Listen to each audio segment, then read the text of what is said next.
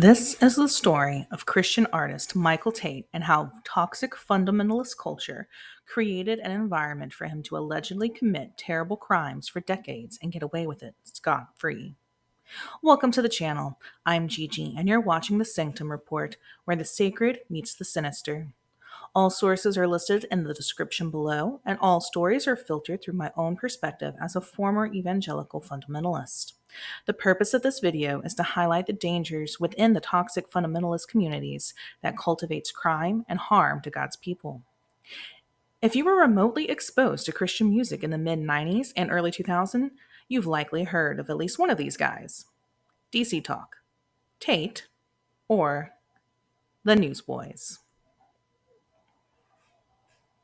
Was birthed in the late 1980s at Liberty University, which is important to know for the context of this case. DC Talk was a Christian rap rock trio made up of Toby Mac, Kevin Max, and the disgraced Michael Tait. Chances are decent that you've heard their biggest hit, Jesus Freak, if you were remotely tied to Christian pop culture in the 90s. The song was record-breaking, and the band went on to write a series of books, plural, featuring the stories of young martyrs of the Christian faith called Jesus Freaks. And yes, Michael Tait is listed as an author on these books. Tait's music career can be traced back to his time at the aforementioned Liberty University, where he was often featured on Jerry Falwell's show, The Old Time Gospel Hour, and he also performed with the Falwell Singers.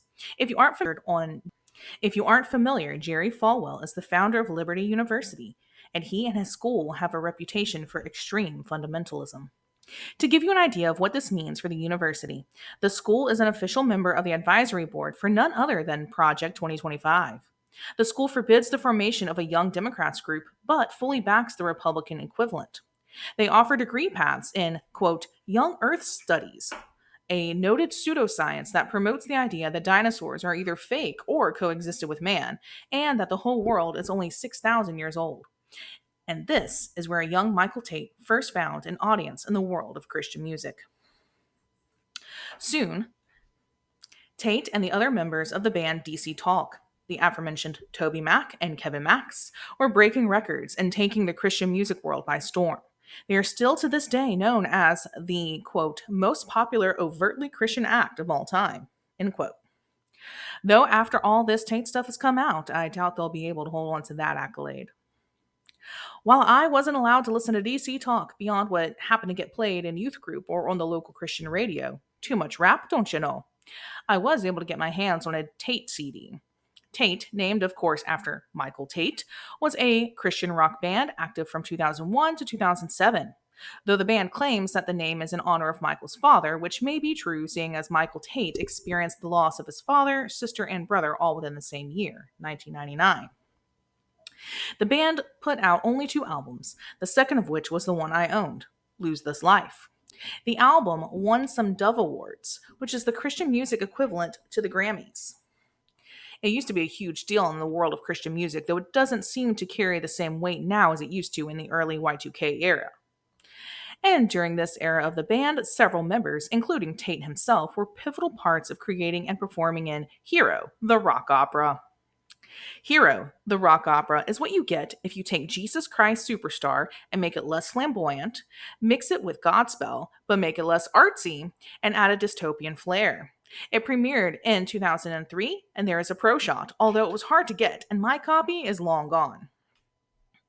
Famous Christian artists played significant roles in this American rock-inspired retelling of Jesus.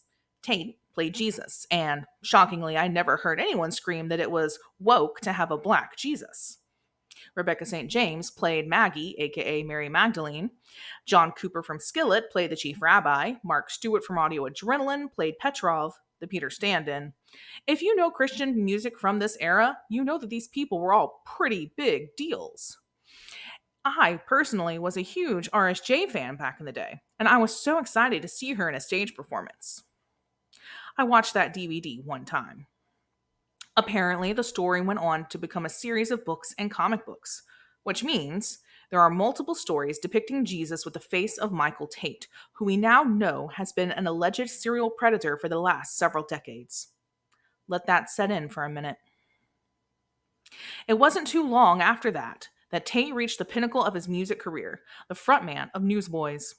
Newsboys, like DC Talk, was a powerhouse in Christian music, though their legacy has lasted longer and their music has transitioned substantially over the years, meaning that as they would lose fans, they would gain new ones who preferred their newer styles. Originally formed around the same time as DC Talk, Newsboys hailed from Queensland, Australia, and their lead singer, Peter Furler, had a distinctive and thick Aussie accent, which automatically gave Newsboys a unique sound among the sea of contemporary Christian artists at the time.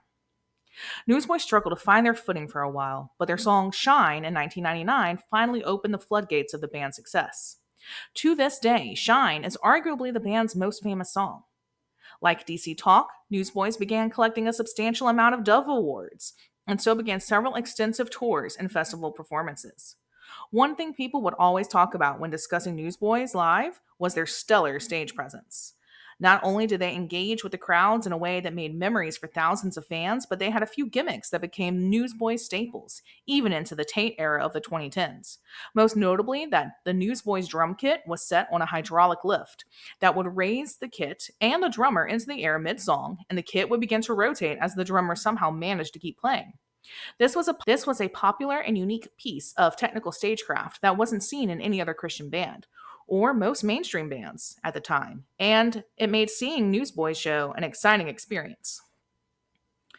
Newsboys, as mentioned, toured almost constantly for decades. This band was like Alexander Hamilton and the Federalist Papers, folks. They were non-stop. In 2002, I was able to get my hands on their newest album, Thrive, as a birthday present. It was my first exposure to Newsboys and their creative lyrics, especially in songs like Fad of the Land and John Woo.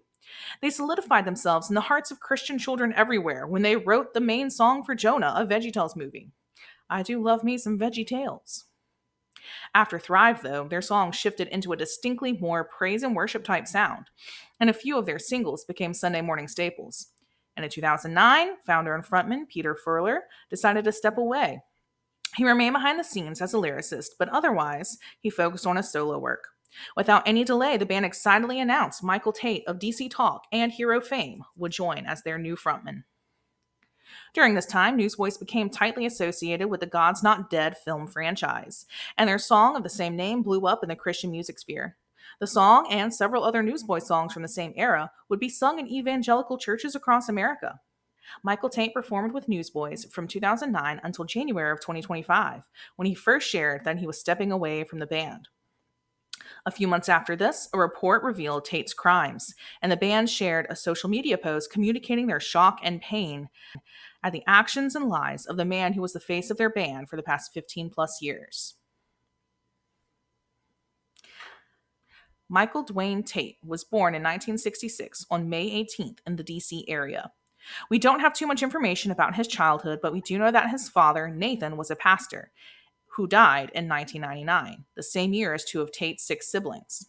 We also know that he was raised Pentecostal and that he later attended Liberty University, which is a Southern Baptist university. As a black man in a majority white community, Tait and his family were open about sharing their experiences with racism both in and outside of the church. And his church environment gave Tait a foothold for his future career. Music is a powerful and pivotal part of the Pentecostal community worship, giving Tait the foundation for how he would grow in his music career while attending Liberty. He has been a vocal supporter of Donald Trump and has written essays sharing why he believes that this man is the best choice for a conservative Christian's vote. He participates in, quote, Black Voices for Trump events, end quote, and has been photographed praying with Trump as part of his spiritual advisors.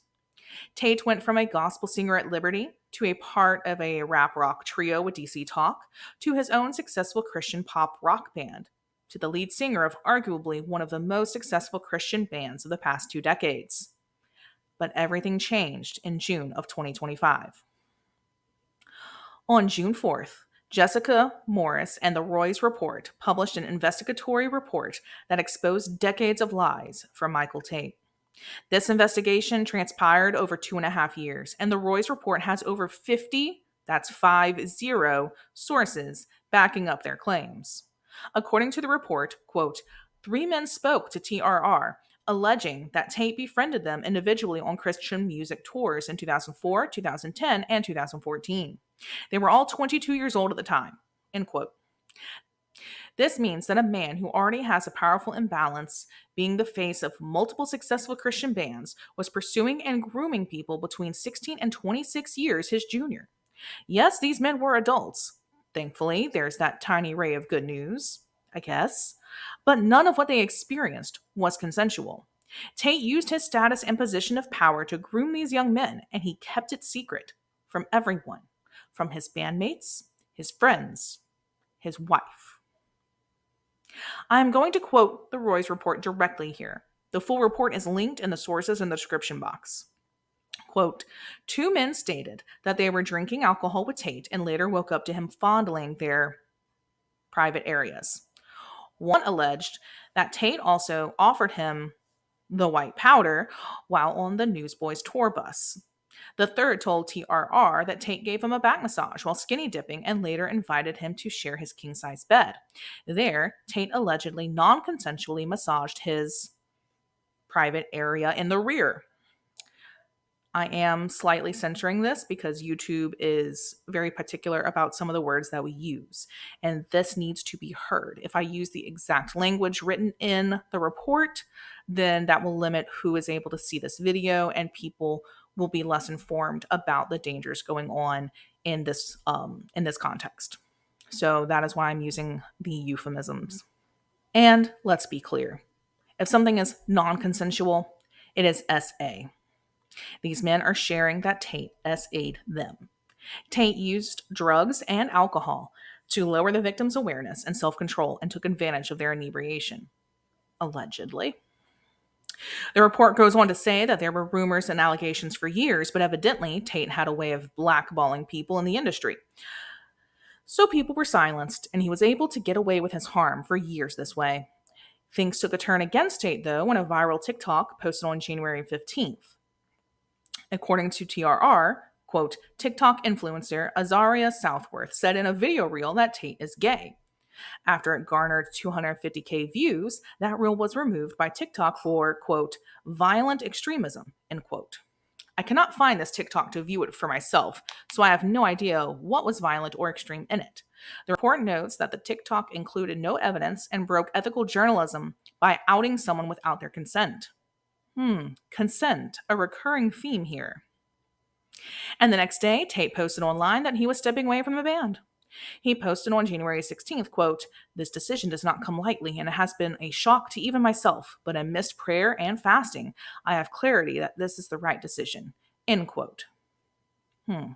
Prayer and fasting. Yes, Tait, I'm sure that's what it did. In the early 2000s, Philip, not his real name, swapped numbers with Tait, who invited him to stay at his home. Philip was on tour and crossed paths with Tait at the merch table, and they struck up a conversation about music. Innocent enough. They continued to text, and despite the distance between them, Tait invited Philip to stay at his house a couple of times. At first, Philip noticed nothing strange. Philip is sober and remained sober at the time, so Tait had to find another way to get what he wanted. Someone suggested skinny dipping in Tait's spa, so after a while, it was down to just Tait and Philip naked in the spa. That's when things got weird for Philip. Tait started giving him a back massage. It didn't immediately freak him out, as such behavior could happen among Christian bands and was considered, quote, locker room behavior. Or maybe it should be considered a red flag. Let's respect people's bodies and physical boundaries. When reflecting on it, Philip says, quote, I wasn't thrilled about it, but I also wasn't in that mindset of like, oh, he's hitting on me. I was just like, some guys are more touchy-feely than others. So that was that. But things took a stranger turn after they left the hot tub. Philip continues, I don't even know how this comes up, but Tait was basically saying, my private area is way bigger than normal size. Mine's like 2 or 3 times what it should be. And he just whips it out and shows me, end quote. I'm sure you can use your imagination to figure out the exact part of Tait's anatomy that he was referring to. Then, when the two went back inside to go to bed, they faced the age-old conundrum. There aren't enough beds. Tait conveniently offered Philip to share his king-size bed, which Philip accepted. He said that it wasn't too odd, since on the road he'd have to share beds with bandmates to try and save money. And so he joined Tait in his bed. Philip then says, quote, He started giving me a back rub again, and at that point, I started getting nervous. He's giving me a back rub for 2 or 3 or 4 minutes, and it just slowly is getting lower. In the hot tub, he had stopped at my lower back, but he just kept going lower until he was like actually massaging my butt cheeks. And I'm laying there like kind of frozen. It's a new friend, and you look up to him. I don't want to blow up a friendship. After about 30 seconds of this awkward butt massage, Tate then inserted his fingers into Philip's private rear door. You understand what I am saying with that. YouTube would not like it if I said what that actually is. And Philip then told him to stop. Tate stopped, apologized, and turned over. The next morning, Tate was gone from his own home, and Philip never saw or heard from him again, despite trying to reach him multiple times via text. Another victim, referred to as Steve, shares how Tate started hyper-focusing on him when he was a part of a band that opened for Newsboys. Tate quickly started, quote, love bombing Steve, texting him constantly, spending time with him at the movies or playing darts. But outsiders noticed that the friendship grew unusually quickly and with a few red flags. For example, on short notice, Tate would call up Steve to take him to pricey steakhouses, where he would buy Steve fancy alcohol, and of course, Tate paid for everything. In 2011, Tate invited Steve over to his home. Steve was under the impression that they were just meeting up at his home to then go out somewhere else, but Tate invited him inside. In Steve's words, quote, they sat in the kitchen and Tate offered Steve a drink. He was real hush-hush, Steve said. I later found out that he had a family living with him and they were unaware that I was there. Steve said that Tate poured him highball glasses of Maker's Mark bourbon. He drank 3, with Tate egging him on. Steve said that Tate also reportedly drank alcohol heavily. End quote. Eventually, Steve felt incredibly ill, and Tate led him to a couch and offered to give him, of all things, a foot massage. Okay, sure. Steve couldn't process how to respond, and very shortly after the offer, he passed out. When he awoke, it was 4 a.m., and Steve says he awoke to Tate, quote, fondling his private area. And he was also, quote, kissing my mouth, end quote. Steve goes on to say that he tried stirring as if he was just waking up to get Tate to back off, but Tate continued to touch his private area. It wasn't until Steve shook his head that Tate retracted the contact and froze. Nearly 2 hours later, Tate secretly escorted Steve from his house because the children would be waking up soon to go to school. Let that sink in. It's now 2014, and the cycle begins again. Taylor, an alias, is a crew member on the Newsboys tour, which was about 136 different shows a year. Imagine this close proximity with Tate, a 12-bunk bus, and half the year you're on the road with this man. Apparently, also, drinking was a regular part of the culture of the Newsboys tour bus. Well, one evening, Taylor and Tate were in the front part of the bus, both heavily inebriated. It was 6 a.m., and Taylor realized he would need to be awake in an hour to start the crew work of unloading the bus. When he went to lay down for that 1 hour, Tate recalls, quote, I went to the back and Tate came with me and was like, hey, want to try something? He said Tate then opened some foil with white powder in it. Taylor decided to decline, and he is unsure if Tate used some or not. Taylor then went to bed and quickly fell asleep. End quote. The following describes Taylor's full experience of Tate's SA. Taylor says, I woke up but didn't fully open my eyes. And I just realized that Tate was rubbing my private area through my pants on top of my jeans. I was like, oh my gosh, this is actually happening. Damn. And I just felt bad for him in that moment. And I thought, this guy's pretty effed up. End quote. Taylor told TRR that while Tate was assaulting him, he moved his body slightly to make Tate think he was waking up and would leave. He did. So, how did the Newsboys respond to this once the news broke? Newsboys posted a lengthy text post on social media. They expressed first their upset with Tate's drug abuse, but then mentioned the SA. Curious priorities there, in my opinion. The band mentions that they are fathers and husbands and they are not okay with SA at all. I am curious why they had to mention that they are fathers and husbands. Would their views have been different otherwise? If so, I have some questions and concerns. They do end the post with encouraging any victims to come forward, which hopefully is a good thing. Tait should be held accountable for these crimes. But how does Tait respond? Surprisingly, his response is one of the better apologies I've seen from a celebrity or a big name. The language is slightly passive and indirect, but it's certainly no ukulele song. In Tait's words, recent reports of my reckless and destructive behavior, including drug and alcohol abuse and sexual activity, are, sadly, largely true. For some 2 decades, I used and abused white powder, consumed far too much alcohol, and at times touched men in an unwanted, sensual way. I am ashamed of my life choices and actions and make no excuses for them. I will simply call it what God calls it, sin. I don't blame anyone or anything but myself. While I might dispute certain details in the accusations against me, I do not dispute the substance of them. End quote. So something I noticed here is his use of the word sensual instead of sexual, which you know YouTube does not like the full version of that word. The only thing I can give this man is that he actually admits he did what he was accused of. No excuses. For that, I am somewhat grateful. Take ownership of your crimes, please and thank you. And the comments are flooded with anger and cries for justice for the victims. No, no, just kidding. The comments are full of support. After all, he apologized. He knows what he did wrong, and so we should forgive him too. Here are actual quotes from beneath Michael Tait's announcement called My Confession. First comment: it ain't over. You have confessed. Now, let God break you and mold you into who He has called you to be. Your greater days are coming, and you are forgiven. I don't know you, I haven't heard any of your songs, but many people will hear your story and be set free. You're not the only one. It's just you have a platform. But God causes everything to work out for our good. Do I condone sin? No. But He turns our mess into a message. I love you, brother, and I'll be praying for you. 55 likes. How about we all pray for Michael, his family, the newsboys, and everyone involved? Prayer emoji, cross emoji, heart emoji. 328 likes. So, no K-Love. It's now K-Judge. 23 likes. See, this person really thought they were doing something here.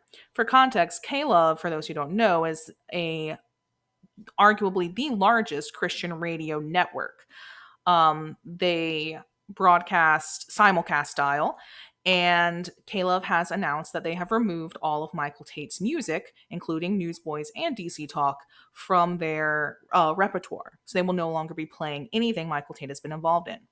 And this person is clearly very upset about this and has declared that K-Love is no longer about love, but about judging. God forbid they don't want a sexual predator on their radio station. Nonetheless, it is now K-Judge. Another commenter: I thought it was the other guy's fault. Let it slide. So now we have some lovely victim blaming here. So this is the kind of mindset that we have in the comments. They are not passing the vibe check, as the kids say. Another comment: if we didn't play music because of somebody's sin, we wouldn't be able to play anyone's music. 41 likes. I don't even know what to say to this person. It's just not that it's a sin, it's that he sexually assaulted multiple men and lied about it for decades. That is not the same thing as other sins you can think of. I am afraid that there is a difference, Mr. or Mrs. Commenter. Another comment: wonder if they would have pulled the songs of David after his sexual misconduct. He is still described as a man after God's own heart. Ooh, there's some lovely theology I'd love to break down with this commenter here. 21 likes.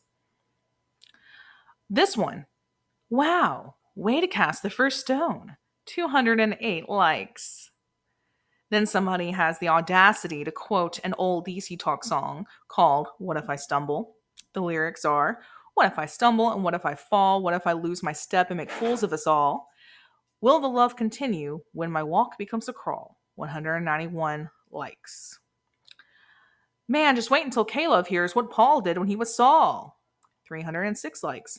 This person has neglected to realize that Saul, before his conversion, no, he was not a good man, but that was before his conversion experience.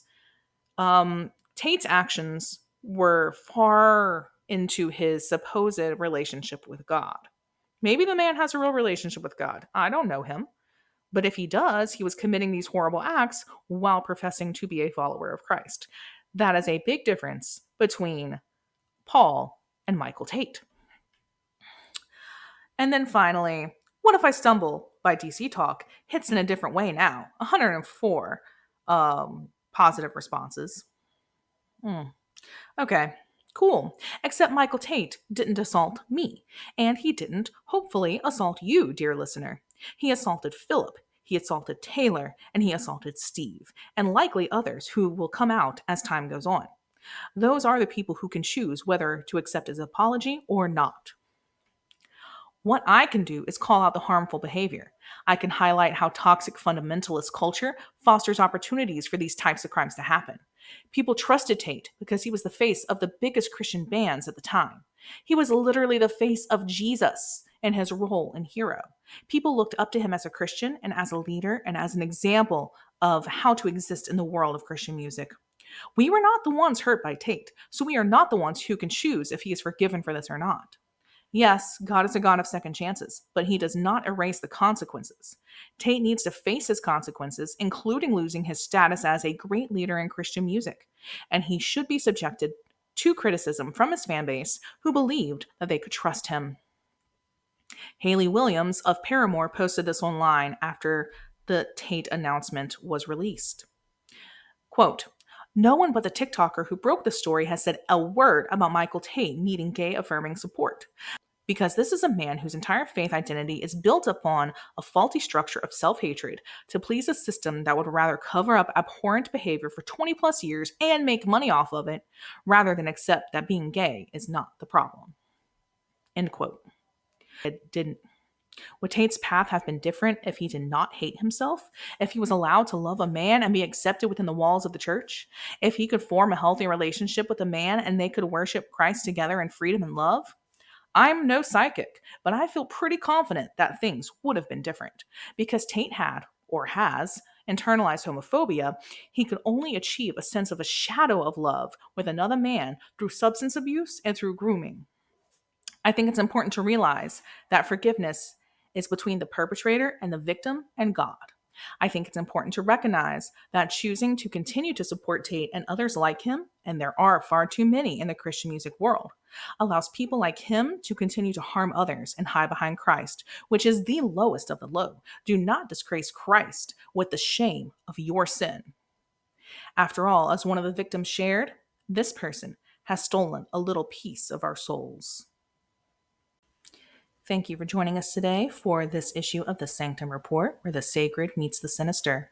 If you found today's story interesting or informative, or if it was helpful to you in any way, please give a like to the video and a subscribe if you are led. Please stay tuned as I will be posting other videos soon.